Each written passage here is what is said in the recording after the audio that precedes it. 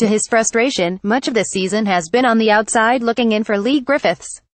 The striker's problematic calves has been a factor in that, but an element of squad rotation has played its part. The perennial suggestion, too, is that Griffiths' own colourful private life has had a role in an inability to get in and stay in. With a consistent run in the team, the evidence from the striker's performances in the opening stages of the season would have encouraged a school of thought that hitting the 100-goal mark was coming sooner rather than later. With just 4 to go to reach it, it does appear like a simple matter of time. But that the journey to get there has taken longer than expected has come down to his lack of availability. Punching the ground when he pulled up shortly after scoring against Hibs, Griffiths' own exasperation was palpable. His manager too has voiced an element of frustration too. He is still out but he is responding to treatment, said Rodgers. I am not 100% sure when he will be back. It is unfortunate. He got into a good little rhythm there and then broke down.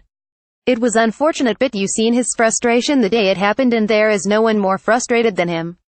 He had come into the team just after having to sit out because he had come back from Dubai and was due to start but was injured for that game, freakin', so we just have to deal with it.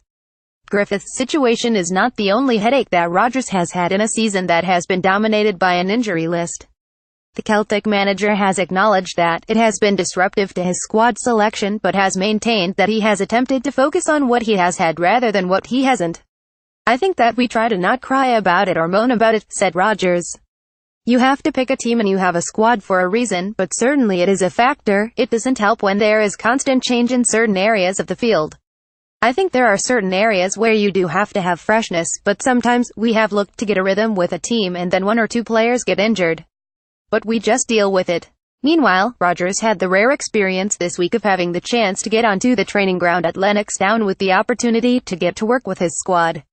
It was the first time since Celtic's Champions League qualifier against Rosenborg that the Parkhead side have not had a midweek game to prepare for, excusing international weeks or the mid-season break. With Partick Thistle looming in the Scottish Cup on Saturday afternoon and the Europa League tie against Zenit St. Petersburg drawing into sharp focus, Rodgers welcomed the chance to take something of a breather while also getting the preparatory work done. It's been brilliant, he said. It was good, obviously, after the game to give the players 2 days off on the Sunday and Monday, and then we were back and working. We've had a great week's training and been able to do some work, which is very important. We're now looking forward to the schedule ahead. Celtic's defeat to Kilmarnock at Rugby Park was only the second time since Rodgers arrived at the club that he has lost a domestic game. Inevitably there is criticism in the wake of a defeat, but the Celtic boss was insistent that he did not overly dwell on the performance, believing that much of his side's stayed performance was down to the artificial surface. I was obviously disappointed in terms of what we created, but I could never say we have gone to Kilmarnock in my time here and been battering down the door, reflected Rodgers. Because of the surface it's never been the case. We've won 1-0, 2-0 there. I think the pitch smaller this year, it was dry, so for me I never got too hung up about the score last week because the boys gave everything in the game. Stevie's teams are well organized, they drop deep, and when you have that type of team and opponents you have to be able to play 1 and 2 touch quickly to open up the gaps, and that was near on impossible. It was similar to the game in Gibraltar in relation to the pitch.